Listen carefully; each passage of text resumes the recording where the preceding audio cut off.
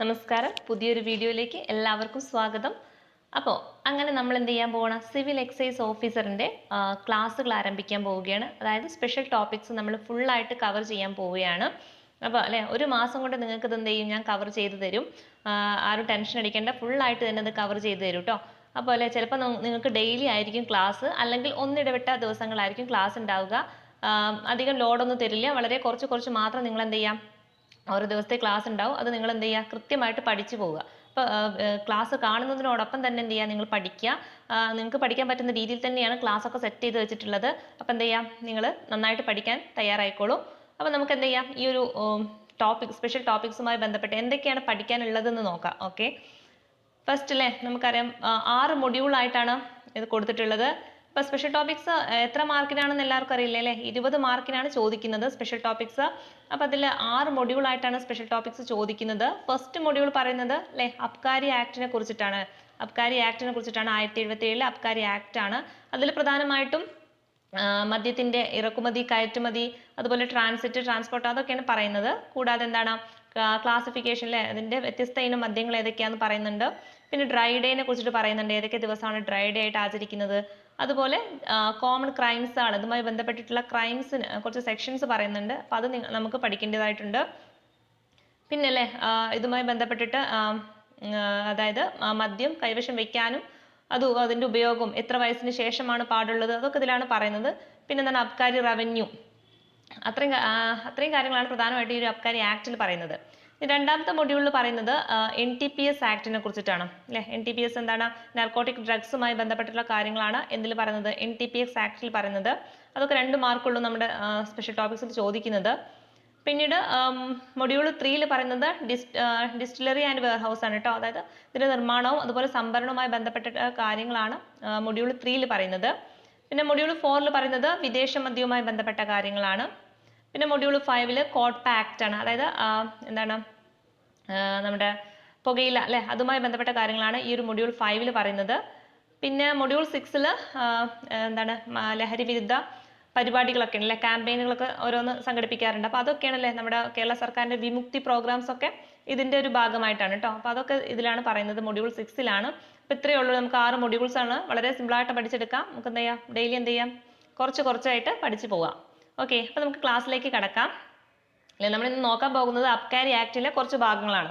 Okay, അപ്പോൾ എന്ത് ചെയ്യുക, നിങ്ങൾ ക്ലാസ് കാണുന്നതിനോടൊപ്പം തന്നെ എന്ത് ചെയ്യുക, ഓരോ സെക്ഷനൊക്കെ പറയുമ്പോൾ അത് എന്ത് ചെയ്യുക, ഒന്നെങ്കിലും ജസ്റ്റ് നോട്ടായിട്ട് എഴുതുക, അല്ലെങ്കിൽ നിങ്ങൾ സ്ക്രീൻഷോട്ട് എടുത്തിടുക, അങ്ങനെയൊക്കെ ചെയ്യുക. നിങ്ങൾ എന്ത് ചെയ്യുക, ആ എടുക്കുന്ന കാര്യങ്ങൾ കൃത്യമായിട്ട് പഠിച്ചു പോവുക.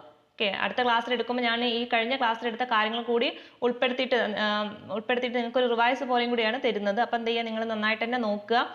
ക്ലാസ് കാണുമ്പോൾ തന്നെ നിങ്ങൾക്ക് എന്താ ചെയ്യുക, വളരെ ശ്രദ്ധിച്ചിരിക്കുക ക്ലാസ്. ഓക്കെ, അപ്പം എന്താ ചെയ്യുക, നമുക്ക് വേറൊരു ടൈം ഇതിന് വേണ്ടിയിട്ട് എഫേർട്ട് എടുക്കേണ്ട ആവശ്യമൊന്നുമില്ല. ആ ക്ലാസ് കാണുന്ന സമയത്ത് തന്നെ നിങ്ങൾക്കത് പഠിച്ചു പോകാനും പറ്റും. ഓക്കെ, അപ്പോൾ നമുക്ക് നേരെ ക്ലാസ്സിലേക്ക് കടക്കാം. അല്ലേ, അബ്കാരി ആക്ട് അല്ലേ, 1777 അബ്കാരി ആക്ടിനെ കുറിച്ചിട്ടാണ് പറയുന്നത്. അപ്പൊ അതിന് മുമ്പ് നമുക്ക് അബ്കാരി എന്താ വേർഡ് കൊണ്ട് എന്താണ് അർത്ഥമാക്കുന്നത് നോക്കാം. ഓക്കെ, എന്താണ് അബ്കാരി എന്ന് പറഞ്ഞാൽ എന്താണ് അല്ലെ, ടാക്സ് ഓർ റവന്യൂ ആണ്. അതായത് മദ്യത്തിന്റെ വിൽപ്പന, അതുമായി ബന്ധപ്പെട്ടൊക്കെ കിട്ടുന്ന വരുമാനത്തെയാണ് നമ്മൾ അബ്കാരി എന്ന വാക്കുകൊണ്ട് ഉദ്ദേശിക്കുന്നത്. ഓക്കെ, എന്താണ് അബ്കാരി എന്ന് പറഞ്ഞാൽ ടാക്സ് ഓർ റവന്യൂ ആണ്. ഇനി എന്താണ് ഈ ഒരു അബ്കാരി ആക്ട് കൊണ്ട് ഉദ്ദേശിക്കുന്നത്, എന്താണ് അല്ലെ, ഇങ്ങനെ ഒരു നിയമം പാസ്സാക്കാൻ വേണ്ടിയിട്ടുള്ള കാരണം, അല്ലെങ്കിൽ എന്തിനു വേണ്ടിയിട്ടാണ് ഈ ഒരു അബ്കാരി ആക്ട് എന്ന് ചോദിച്ചു കഴിഞ്ഞാൽ, നോക്കൂ, ഇവിടെ പറയുന്നുണ്ട്, മദ്യത്തിന്റെയും ലഹരി വസ്തുക്കളുടെയും ഉൽപാദനം, അതുപോലെ ഇറക്കുമതി, കയറ്റുമതി, ഗതാഗതം, അത് കൈവശം വെക്കൽ തുടങ്ങിയവുമായി ബന്ധപ്പെട്ടിട്ടുള്ള എല്ലാ കാര്യങ്ങളും ക്രോഡീകരിച്ചു കൊണ്ടിട്ട് അതിന് വേണ്ടിയിട്ടുള്ള ഒരു നിയമമാണ് എന്ത് എന്ന് പറയുന്നത്, അബ്കാരി ആക്ട് എന്ന് പറയുന്നത്. ഓക്കെ, അപ്പൊ ക്ലിയർ അല്ലേ, എന്താണ് അബ്കാരി ആക്ട് എന്ന് പറഞ്ഞാൽ മദ്യത്തിന്റെയും ലഹരി വസ്തുക്കളുടെയും ഉൽപാദനം, അതുപോലെ അതിന്റെ ഇറക്കുമതി, കയറ്റുമതി, ഗതാഗതം, അത് കൈവശം വെക്കല് തുടങ്ങിയ എല്ലാ കാര്യങ്ങളും ഉൾപ്പെടുത്തിക്കൊണ്ടിട്ടുള്ള ഒരു നിയമമാണ് അബ്കാരി ആക്ട് എന്ന് പറയുന്നത്. ക്ലിയർ അല്ലേ? ഇനി ഈ ഒരു നിയമം പാസ്സാക്കിയത് എന്നാണെന്ന് ചോദിച്ചാൽ എന്നാണ് 1902 ഓഗസ്റ്റ് 5 വളരെ ഇമ്പോർട്ടൻ്റ് ആണ്. ഈ ഒരു വർഷവും മാസവും ഡേറ്റ് നിങ്ങൾ പഠിച്ചു വെച്ചേക്കുക. എന്നാണ് 1902 ഓഗസ്റ്റ് 5 ഇനി ബ്രാക്കറ്റിൽ അല്ലേ 1077 എന്ന് പറയുന്നുണ്ട് അല്ലേ. നമ്മൾ ഈ ഒരു ആക്ട് തുടങ്ങുമ്പോൾ തന്നെ പറയുന്നത് ദ അബ്കാരി ആക്ട് 1077 എന്നാണ്. അത് എന്തുകൊണ്ടാണ് ഈ ഒരു 1077 എന്ന് ചോദിച്ചു കഴിഞ്ഞാൽ ഈ ഒരു 1077 എന്ന് പറയുന്നത് കൊല്ലവർഷമാണ് പറയുന്നത്. അതായത് 1902 എന്ന് പറയുന്നത് കൊല്ലവർഷം 1077 ആണ്. അപ്പൊ അന്നത്തെ കാലത്ത് ആ ഒരു കൊല്ലവർഷം ഉൾപ്പെടുത്തിയിട്ടാണ് ഈ ഒരു ആക്ട് അറിയപ്പെടുന്നത്. അതുകൊണ്ടാണ് അബ്കാരി ആക്ട് 1077 എന്ന് പറയുന്നത്. ക്ലിയർ അല്ലേ? അപ്പൊ വർഷം ചോദിച്ചാൽ നമ്മൾ 1902 ഓഗസ്റ്റ് 5 എന്ന് പഠിച്ചിരിക്കണം. ക്ലിയർ അല്ലേ? അപ്പൊ 1077 ആക്ട് ഒക്കെ പറഞ്ഞു കഴിഞ്ഞാലും എന്താണ് വർഷം എന്ന് പറഞ്ഞാൽ ഏതാണ്? 1902 ഓഗസ്റ്റ് 5 ആണ് കേട്ടോ. അപ്പൊ നമ്മൾ ഫസ്റ്റ് വർഷം പഠിച്ചേ. ആദ്യം നമ്മൾ പഠിച്ചൂലേ 1077 എന്നാണ് ഈ ഒരു ആക്ട് അറിയപ്പെടുന്നത്. പിന്നീട് പറഞ്ഞ വർഷം എന്താണ്? 1902 ആണ് അല്ലേ? സെയിം, രണ്ടും ഒരേ വർഷം തന്നെയാണ്. അത് കൊല്ലവർഷമാണെന്ന് മാത്രം. ഓക്കെ. അപ്പൊ 1902 ഓഗസ്റ്റ് 5 പഠിച്ചു വെച്ചേക്ക. ഈ ഒരു വർഷം എന്നാണ്? 1902 ഓഗസ്റ്റ് 5 കൊച്ചി രാജാവാണ് ഈ ഒരു അബ്കാരി നിയമം പാസ്സാക്കിയത്. ഇനി അല്ലേ, ഇത് പാസ്സാക്കിയത് 1902 എന്ന് പറഞ്ഞു അല്ലേ. നമുക്കറിയാം കേരള രൂപീകരിച്ചത് 1956 അല്ലേ. അപ്പൊ അതിന്റെ മുന്നേ എന്താണ് തിരുവിതാംകൂറും കൊച്ചി മലബാറും ഇവിടെയൊക്കെ എന്തുണ്ടായിരുന്നു? ഈ ഒരു അബ്കാരി നിയമങ്ങളൊക്കെ ഉണ്ടായിരുന്നു. അപ്പൊ ഈ എല്ലാ നിയമങ്ങളും കൂടിയിട്ട് അല്ലെ നമ്മുടെ കേരള രൂപീകരണത്തിന് ശേഷം എന്ത് ചെയ്തു? ഒരൊറ്റ നിയമമായിട്ട് പാസ്സാക്കുകയുണ്ടായി. അതാണ് ഇപ്പൊ നിലവിൽ കാണുന്ന 1967 മെയ് 11 പാസ്സാക്കിയ അബ്കാരി ആക്ട് എന്ന് പറയുന്നത്. അപ്പൊ നിലവിൽ എല്ലാ നിയമങ്ങളും കൂടി ക്രോഡീകരിച്ചുകൊണ്ട് പാസ്സാക്കിയ നിയമം ഏതാണെന്ന് ചോദിച്ചാൽ ഏതാണ്? 1967 മെയ് 11. അപ്പൊ ഈ 2 വർഷം നിങ്ങൾ ഓർത്ത് വെച്ചേക്കുക. മറ്റേത് എന്താണ് അല്ലെ? കൊച്ചി രാജാവ് ആദ്യമായിട്ട് പാസ്സാക്കിയിട്ടുള്ള ആക്ട് ആണ് അബ്കാരി നിയമം, അല്ലെങ്കിൽ 1077 നിയമം എന്നൊക്കെ പറയുന്നത് ഏതാണ്? 1902 ഓഗസ്റ്റ് 5 പാസ്സാക്കിയതാണ്. Okay, sorry. അപ്പൊ അല്ലെ കേരള രൂപീകരണത്തിന് ശേഷം അല്ലെങ്കിൽ എല്ലാ മറ്റു നിയമങ്ങളെല്ലാം കൂടി ക്രോഡീകരിച്ചുകൊണ്ട് പാസ്സാക്കിയത് എന്നാണ് ചോദിച്ചു കഴിഞ്ഞാൽ 1967 മെയ് 11 കേട്ടോ. അത് ഓർത്ത് വെച്ചേക്കുക. അപ്പൊ 2 വർഷങ്ങളാണ്, 1902 1967. ക്ലിയർ അല്ലേ? ഇനി അടുത്ത ഭാഗത്തേക്ക് കിടക്കാം അല്ലെ. മദ്യം എന്ന് പറഞ്ഞാൽ എന്താണ്? അതായത് നമ്മൾ കോൺസ്റ്റിറ്റ്യൂഷനിൽ പഠിച്ചിട്ടുണ്ട്, ലിസ്റ്റുകളെ കുറിച്ചിട്ട് പഠിച്ചിട്ടുണ്ട് അല്ലെ. ഇപ്പൊ ഓരോ ഐറ്റംസ് അല്ലെ നമ്മൾ സ്റ്റേറ്റ് ലിസ്റ്റിൽ ഉൾപ്പെടുന്നുണ്ടാവും, അല്ലെങ്കിൽ എന്താണ് യൂണിയൻ ലിസ്റ്റിൽ, അല്ലെങ്കിൽ കൺകറന്റ് ലിസ്റ്റിൽ, അങ്ങനെയൊക്കെ ഉൾപ്പെടുക അല്ലെ. അങ്ങനെയാണെങ്കിൽ മദ്യം എന്ന് പറയുന്നത് ഏത് ലിസ്റ്റിലാണ് ഉൾപ്പെടുക?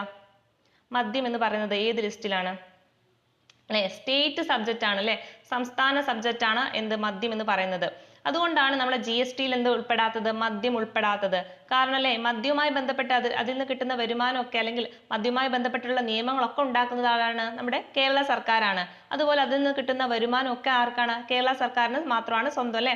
അപ്പോൾ ഇതെന്തു GST ഉൾപ്പെടാത്തതിന് കാരണം എന്താണെന്ന് ചോദിച്ചാൽ എന്താണ്? ഇതൊരു സ്റ്റേറ്റ് സബ്ജക്റ്റ് ആണ്, ഓർത്ത് വെച്ചേക്കുക.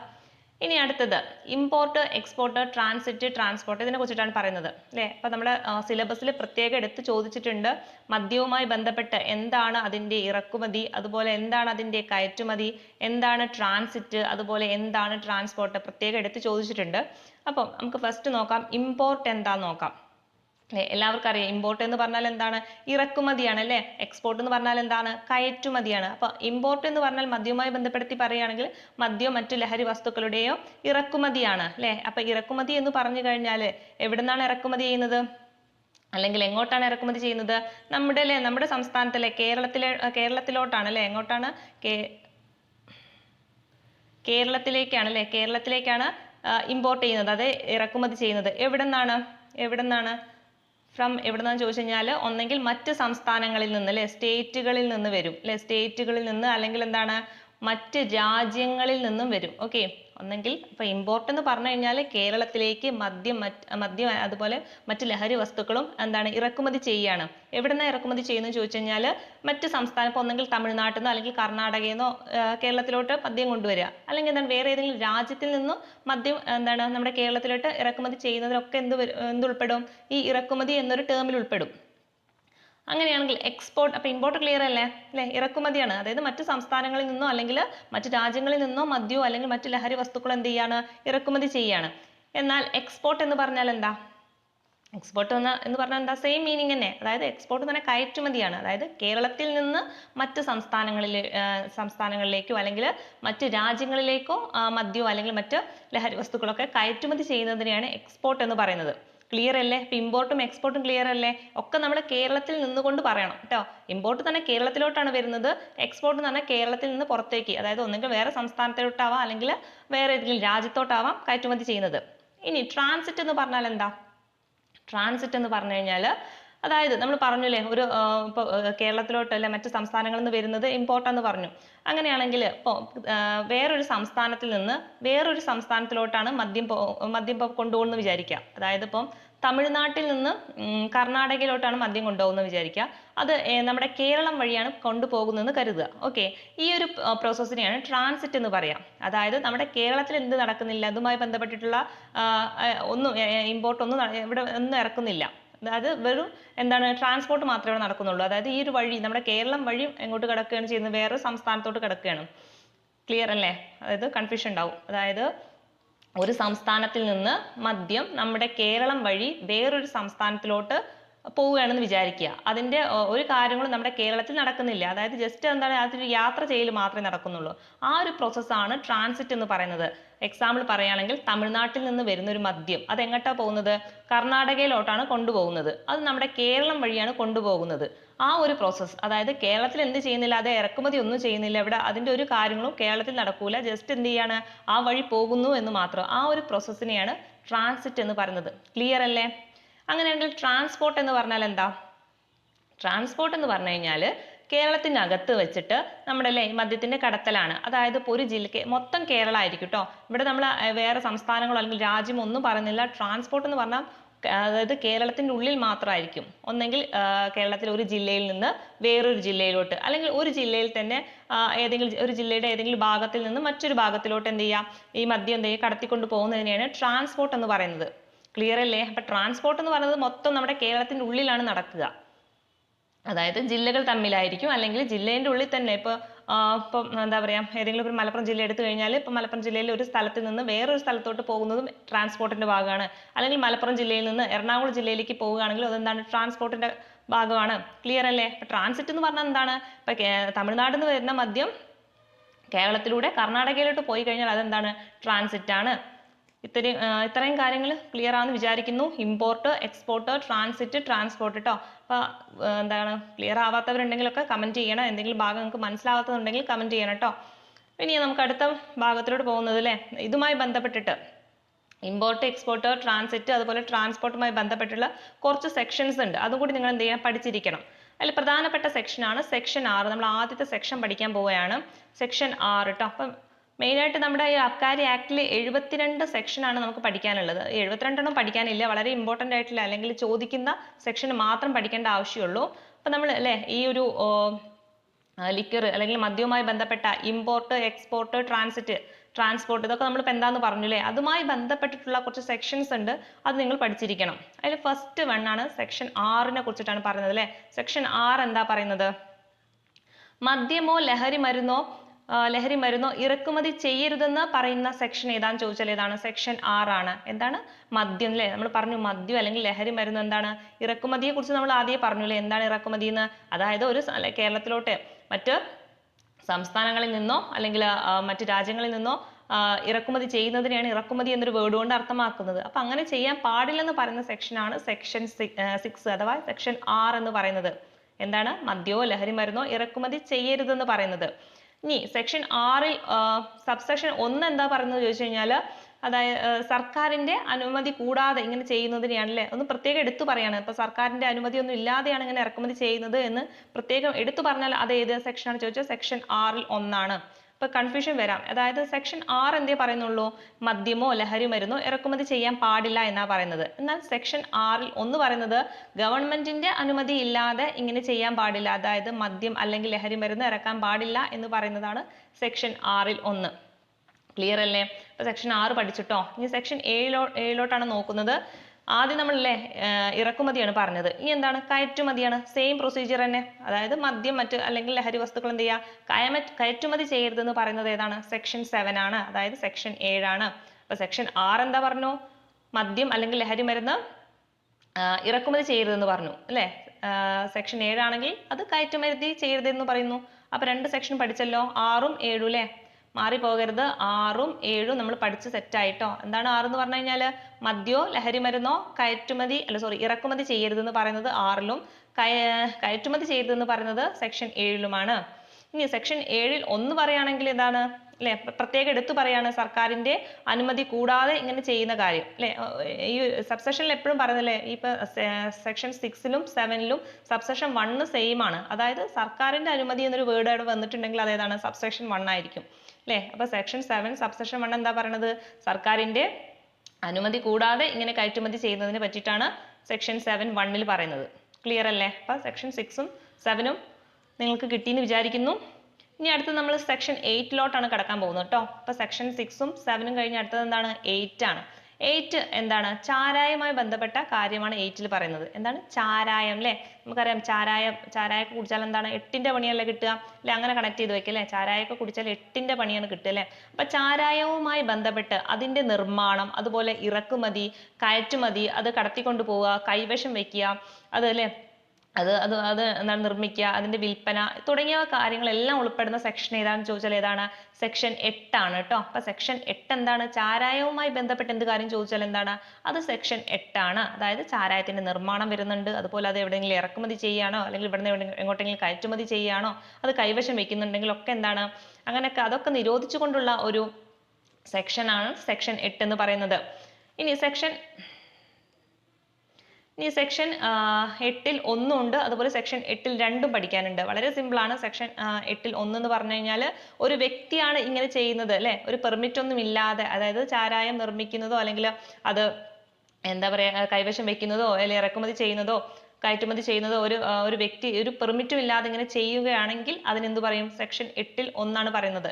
ഓക്കെ, അങ്ങനെ ചെയ്യാൻ പാടില്ല, ഒരു വ്യക്തി അങ്ങനെ ചെയ്യാൻ പാടില്ല എന്ന് പ്രത്യേകം പറയുകയാണെങ്കിൽ സെക്ഷൻ 8-ൽ 1 ഇതിനെ കുറിച്ചിട്ട് പറയുന്നത്. അപ്പൊ സെക്ഷൻ 8 എന്ന് പറഞ്ഞാൽ വെറും ജസ്റ്റ് അതിനൊന്ന് എന്താ പറയാ മെയിൻ ആയിട്ടുള്ള കാര്യമാണ് പറയുന്നത്. അതായത് ചാരായവുമായി ബന്ധപ്പെട്ട് അതിന്റെ നിർമ്മാണം, ഇറക്കുമതി, കയറ്റുമതി ഇതൊന്നും ചെയ്യാൻ പാടില്ല എന്ന് പറയുന്നതാണ് സെക്ഷൻ 8. എന്നാൽ സെക്ഷൻ 8-ൽ 1 എന്താ പറയുന്നത് ചോദിച്ചു കഴിഞ്ഞാൽ ഒരു വ്യക്തി എന്താണ് ഒരു പെർമിറ്റും ഇല്ലാതെ ഇങ്ങനെ ചെയ്യുകയാണെങ്കിൽ അതിനെക്കുറിച്ചല്ലേ അതുമായി ബന്ധപ്പെട്ട നിരോധനമാണ് എന്തിൽ പറയുന്നത്? സെക്ഷൻ 8-ൽ 1 എന്ന് പറയുന്നത്. ഇനി സെക്ഷൻ 8-ൽ 2. ഓക്കെ, ഇപ്പൊ സെക്ഷൻ 8-ൽ 1 പഠിച്ചേ. ഇനി സെക്ഷൻ 8-ൽ 2 എന്താന്ന് പറഞ്ഞു കഴിഞ്ഞാൽ ഇങ്ങനെ ചെയ്യുന്ന ഒരു വ്യക്തി അല്ലെ, ഒരു പെർമിറ്റ് ഒന്നും ഇല്ലാതെ ചാരായം നിർമ്മിച്ചു, അല്ലെങ്കിൽ അത് കൈവശം വെച്ചു, അല്ലെങ്കിൽ ഇത് ആർക്കെങ്കിലും കൊടുത്തു അല്ലെ, അല്ലെങ്കിൽ ഇവിടുന്ന് എങ്ങോട്ടെങ്കിലും കയറ്റുമതി ചെയ്തു, അല്ലെങ്കിൽ വേറെ എന്തെങ്കിലും ചെയ്തു അല്ലെ, അതിന്റെ വിൽപ്പനയൊക്കെ നടത്തി എന്ന് കരുതുക. അങ്ങനെയാണെങ്കിൽ സെക്ഷൻ 8-ൽ സബ്സെക്ഷൻ 2 പ്രകാരം അയാൾക്കുള്ള ശിക്ഷയെ കുറിച്ചിട്ടാണ് പറയുന്നത്. ഓക്കെ, അപ്പൊ ശിക്ഷയെ കുറിച്ച് പറയുന്ന സെക്ഷൻ ഏതാണ്? സെക്ഷൻ 8-ൽ 2 എന്താണ് ശിക്ഷ? ഓർത്ത് വെച്ചേക്കുക. എന്താണ്? 10 വർഷം തടവാണ്. എത്രയാണ്? 10 വർഷം തടവും 1 ലക്ഷം രൂപ പിഴയുമാണ് കിട്ടുന്നത്. നോക്കുക, നിങ്ങൾ ആലോചിച്ച് നോക്കില്ലേ, ചാരായം ഒന്ന് കൈവശം വെച്ചാലോ അല്ലെങ്കിൽ നിർമ്മിച്ചാലോ കിട്ടുന്ന ഒരു ശിക്ഷ എന്താ? നമുക്ക് 10 വർഷം വരെ നമുക്ക് ജയിൽവാസം അനുഭവിക്കാനുള്ള വകുപ്പുണ്ട് അല്ലേ. ഒന്ന് ആലോചിച്ച് വയ്ക്കുക.